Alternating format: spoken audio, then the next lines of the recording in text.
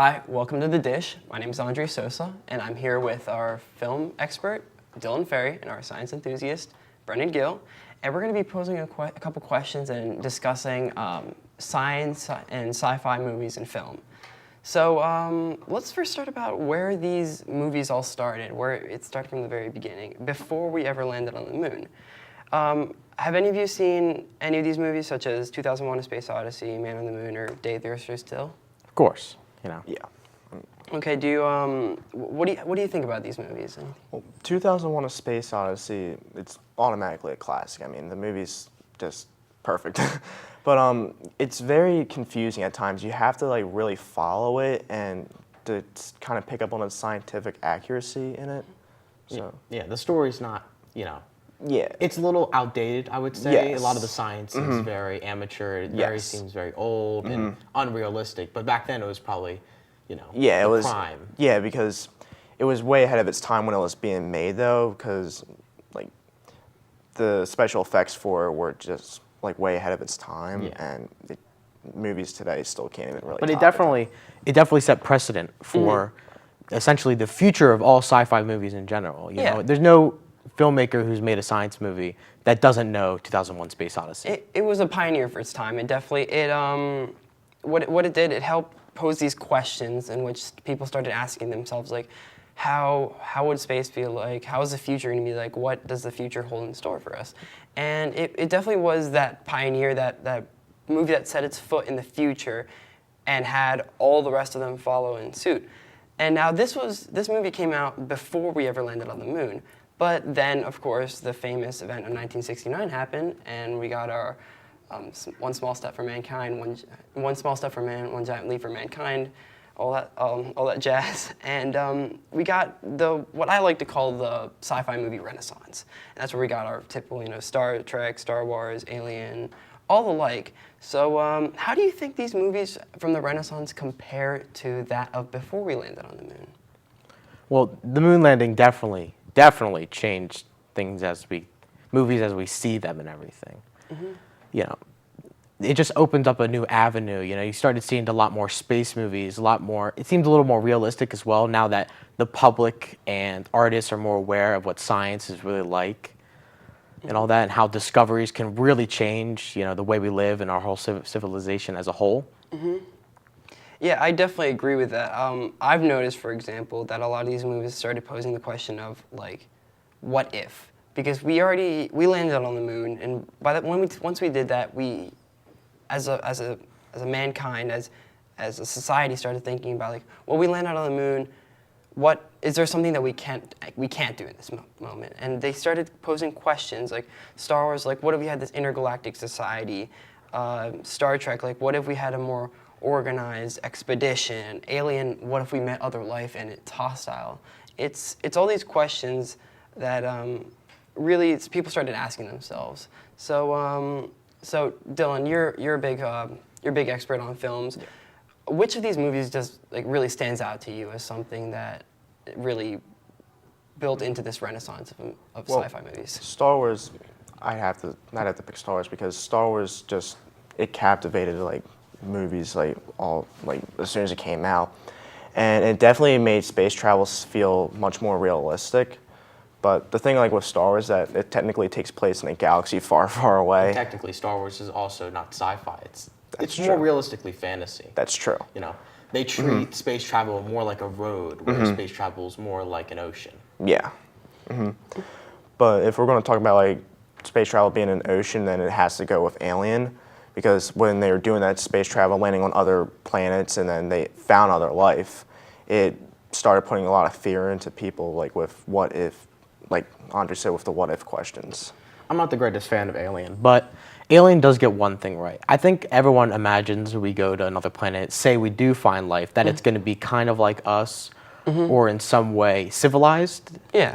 I don't think that's going to be the case at all. We're going to come across essentially space deer or space crocodiles. Yeah. But that look nothing like deers or crocodiles, which I think, it's a lot more interesting experiencing a more realistic experience of outer space life than what we believe is out there. Yeah, well, I hope we find some friendly space here, unlike Ripley from Alien. But then again, we also have all these very serious and very grounded, and even the Star Wars movies seem sort of grounded in their own reality. But then again, we can talk about the more lighthearted side to it. I'm sure you guys have seen Spaceballs, the movie, right? Of course. It really was a comedy that started parodying its own popular genre, because at this moment, the sci-fi movies were still being pumped out. It was still this huge space age when after everyone was filled with like bravado after humans were able to land on the moon. And it was the first step back and the first movie to really step back and take a look at its own genre and be like, now wait, we're getting a little too far ahead of ourselves, and all in good fun. So what really stood out to you about this particular movie? Well, Spaceballs also definitely set a precedent for parody movies as a whole. It definitely looked at the genre, a very new genre, and said, as great as this all is, it's pretty funny in the end. It's pretty ridiculous. Yeah. And just having that perspective on this as a whole brings more light into the scientific realm of movies and whatnot, which I'm for.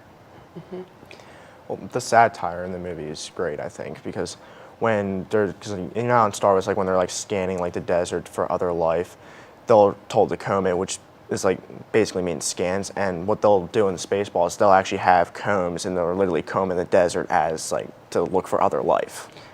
Yeah, I mean, I personally love this movie. It's a classic that I can rewatch over and over again, and it never really gets old.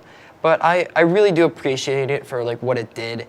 It, like you said, it pioneered the comedy genre and parody movies, but it also it took a step back from these movies and said, now wait, look at what we're This thinking. is a little ridiculous. Yeah, and I think that's where we started seeing a turning point in these movies, because like it might have not been the movie itself, but it was the idea that it brought, the satire, the look at itself of these very fantastical movies, which still exist today, of course.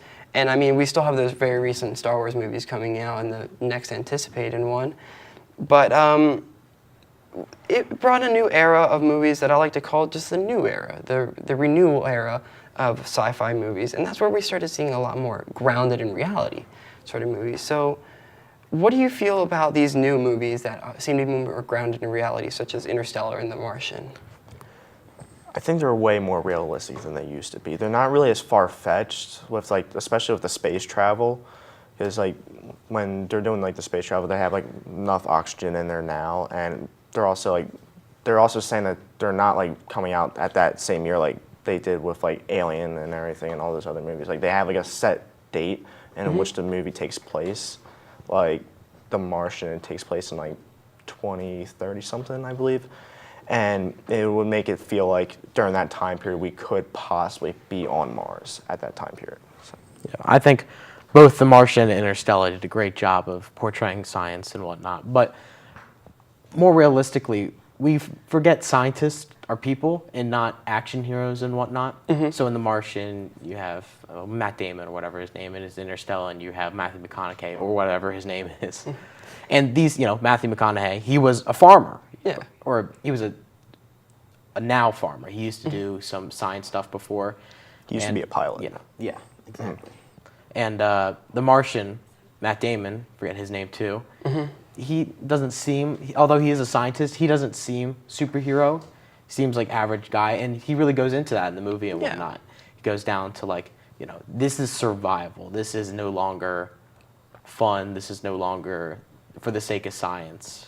This is all about surviving here and now. And I think that brings a new light to more realistic themes in movies, not as science. Yeah, it's this new trend that's been going on with movies, more heavily relying on the science and the science fiction, and it's a much more tangible idea. Like you noted, Dylan, with the certain dates, for example, these movies tend to take place in the near future rather than like a long time ago in a galaxy far, far away, or some.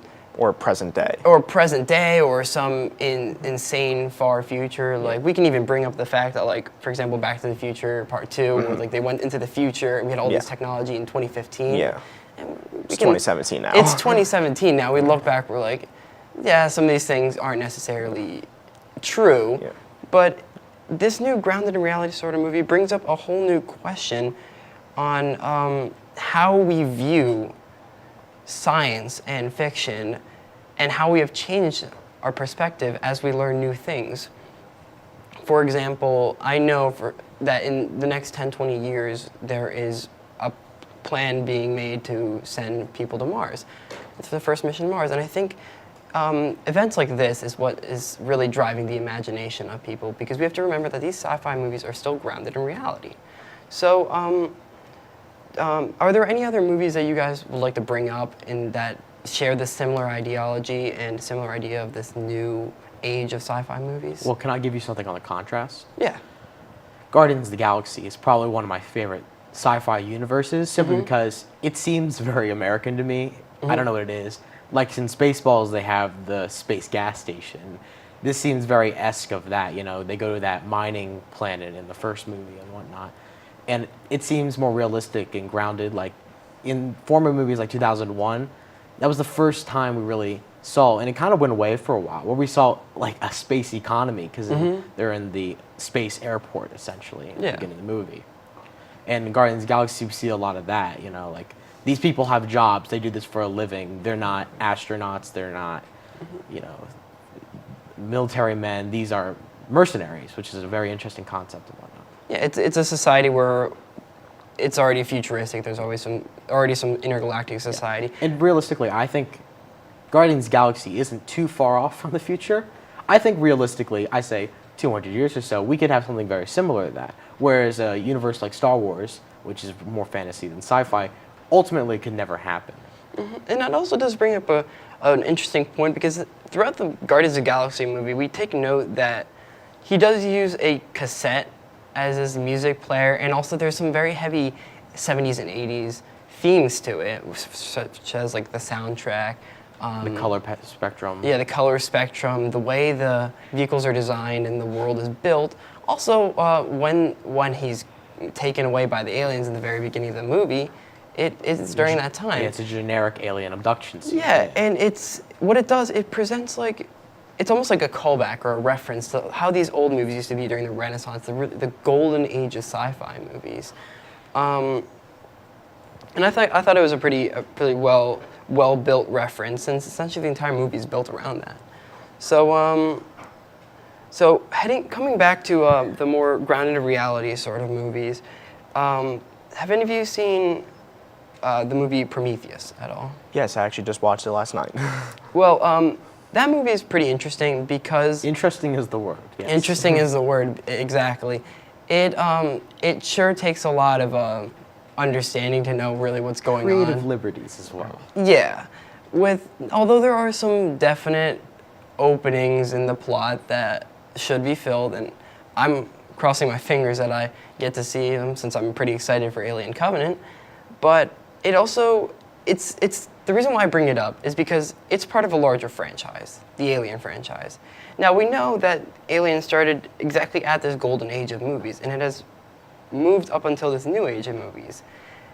How do you think the old Alien compares to what Prometheus is trying to build? Do you notice any differences between the themes of the two? Well, if we're going to go for like technical standpoints, I feel like Alien just seemed a little bit more realistic, only because like with Prometheus, they kind of relied a little bit on like the CGI-ness of like with the special effects on it, and it kind of, I feel like, my opinion is that it took away from the actual like storytelling and kind of like made it seem like unrealistic, in my opinion. Unlike with the original Alien, like where they didn't really use the CGI as much, and they kind of just put a man in an alien suit. It just felt more realistic to me.